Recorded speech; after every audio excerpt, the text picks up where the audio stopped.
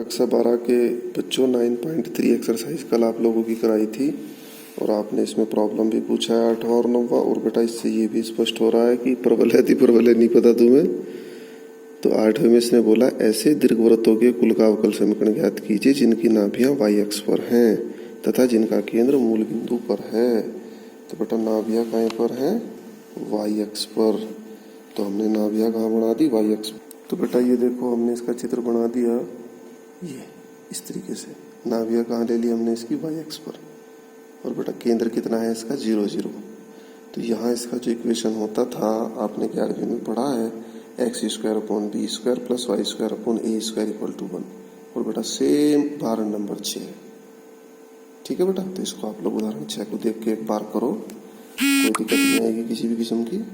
बेटा ये जो समीकरण होता है आपके पास 9वें क्वेश्चन के लिए x² minus y² equal to 1, ये होता है बेटा अति परवलय का समीकरण। अति परवलय वाले में केवल क्या आता है? माइनस, और दीर्घवृत्त वाले में क्या आता है? प्लस। बाकी है ये भी सेम बिल्कुल उदाहरण 6 के जैसे ही। तो आप लोग इसको करें बेटा सेम इसके जैसे ही, कोई समस्या नहीं आएगी इनमें जरा सी भी। अब हम शुरू करते हैं एक्सरसाइज 9.4। तो बेटा 9.4 एक्सरसाइज में देखो अब तक क्या थी हमारी जो अवकल समीकरण थी उसका हल दिया हुआ था और आप अवकल समीकरण ज्ञात कर रहे थे। अब बेटा आपको अवकल समीकरण दी गई होंगी और उनका हल तुम्हें ज्ञात करना होगा। ओके, तो आप लोग हेडिंग डालें सभी बच्चे। प्रथम कोटि एवं प्रथम घात के अवकल समीकरण को हल करने की विधियां। प्रथम कोटि एवं प्रथम घात के अवकल समीकरण को हल करने की विधियां। तो बेटा 3 विधियां हैं हमारे पास। सबसे पहली विधि जो आएगी आपके पास वो आएगी आपके पास, इंग्लिश में इसको बोलेंगे वेरिएबल सेपरेबल मेथड। सब बच्चे इसको याद करेंगे, इसको बोलेंगे वेरिएबल सेपरेबल मेथड। हिंदी में इसको बोलेंगे पृथक्कीकरणीय चर वाले अवकल समीकरण। और इंग्लिश में क्या बोलेंगे इसको? Variable separable method. तो बेटा देखो वेरिएबल सेपरेबल मेथड से हम लोग कैसे करेंगे यहाँ से, है ना।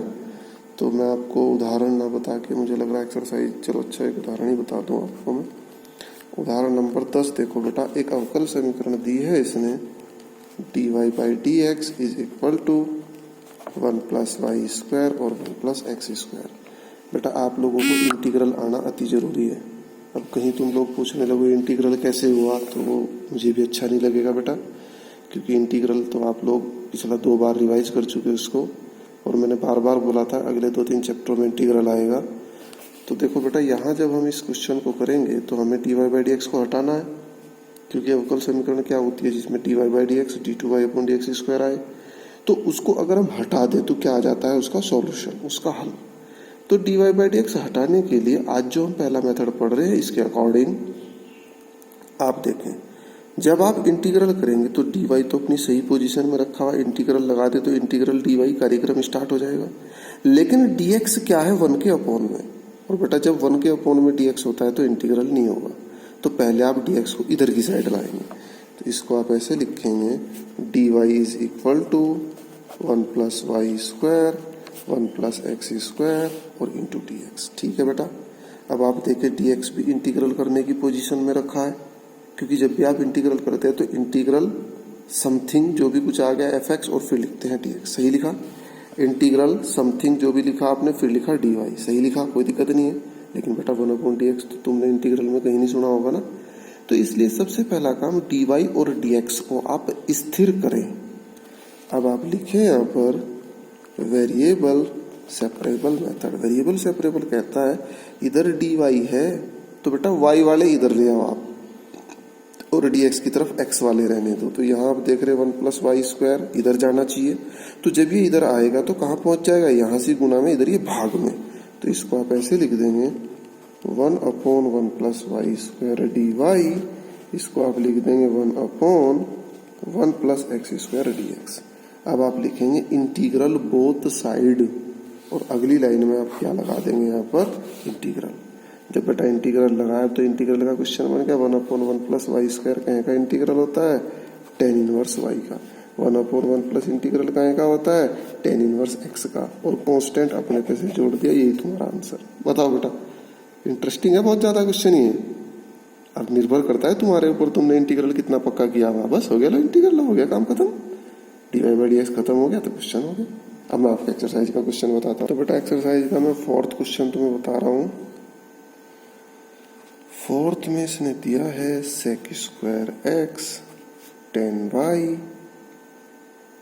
dx और plus sec square y tan x sec square y tan x और बेटा dy बराबर 0। एक बार क्वेश्चन मैच कर ले जाए। तो बेटा इसके बाद मैंने क्या बताया था आपको कि dx और dy को स्थिर कर लें। तो एक काम करो, dx वाले को इधर ही रोक लो आप, या dy वाले को इधर ही रोक लो आप, dx वाले को उधर।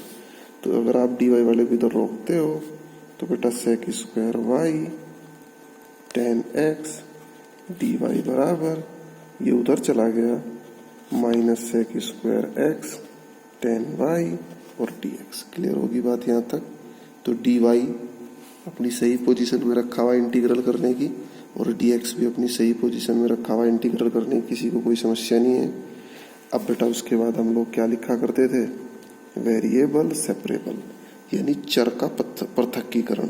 तो बेटा इधर dy है तो इधर dy वाले सारे, तो sec स्क्वायर y तो ऑलरेडी रहेगा ही यहाँ, tan y और आ जाएगा उधर से, तो ये हो जाएगा sec square y upon tan y dy। और इधर बेटा माइनस पहले से है, इधर रहेंगे x वाले, तो x वाले का मतलब sec स्क्वायर x तो है ही, इधर से tan x आ जाएगा, sec स्क्वायर x अपॉन में आया tan x और यहाँ लिखा आपने dx।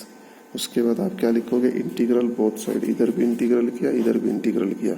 तो बेटा अब इंटीग्रल तो मुझे लगता है कि तुम्हें मेरे से ना पूछना चाहिए। तो ये इंटीग्रल कितना हो गया आपका, log tan y और माइनस log tan x। थोड़ा लिखने में समस्या आ गई बेटा, समझ तो गई मेरी आवाज से तुम लोग। log tan y equal to minus log tan x और प्लस जोड़ दिया c, this is the answer. अब बेटा इंटीग्रल मुझे लगता है कि समझ में आ ही गया होगा। तो अब मैं एक और क्वेश्चन तुम्हें बताता हूँ, 10वां। बेटा 10वें क्वेश्चन को हमने शुरू में ही ठीक करके लिख दिया बेटा, e की power x tan y dx।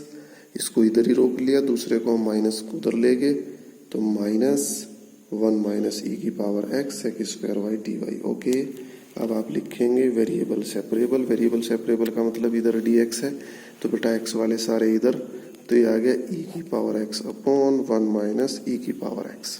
Okay, और यहाँ लिख दिया आपने dx, और इधर की तरफ कितना आ गया आपके पास, sec स्क्वायर y और अपॉन में आ गया tan y और यहाँ लिख दिया dy। ओके, अब बेटा माइनस आपका यहाँ था, इस माइनस को आप इधर भी एडजस्ट कर सकते हो, मैंने इधर कर दिया एडजस्ट। ठीक है बच्चे, इसलिए किया इधर एडजस्ट, अभी बताऊंगा मैं जब आप इंटीग्रल करेंगे बोथ साइड। तो बेटा ये हर है, हर का अवकलन अंश में रखा है, तो जब हर का अवकलन अंश में रखा है, देखो 1 का 0 माइनस e की पावर है, हर का अवकलन अंश में, तो कितना हो जाएगा log ऑफ हर, तो यानी log 1 माइनस e की पावर x। ऐसे ही बेटा यहाँ से हर का अवकलन अंश में रखा है तो log ऑफ हर, तो log tan y और plus c, this is the answer. किसी को कोई समस्या आ रही, कोई समस्या का विषय नहीं है। तो बेटा आज का गृह कार्य आप लिख लो जरा सा, ठीक है ना, कोई दिक्कत नहीं आएगी, बड़े आसान। तो बेटा आज का जो गृह कार्य है उदाहरण 9 आप करोगे, और एक्सरसाइज के प्रश्न 4था और 10वां मैंने करा दिया, बीच के जो छूट गए 1 2 3 5 6 7 8 9, इनको आप लोग कोशिश करेंगे। बेटा बहुत ही आसान है, और किसी से कोई क्वेश्चन नहीं होगा तो पहले बेटा इंटीग्रल की कमी को अपनी दूर करें, फिर भी नहीं होगा मेरे से पूछे, कोई दिक्कत नहीं है। ठीक है बेटा, लेकिन जो चैप्टर 2 बार मैंने करा दिया, थोड़ी उम्मीद तो करनी पड़ेगी भाई इंटीग्रल तुम्हारे से आ रहा होगा। तो बहुत ही इंटरेस्टिंग चैप्टर है, आप इसको करें।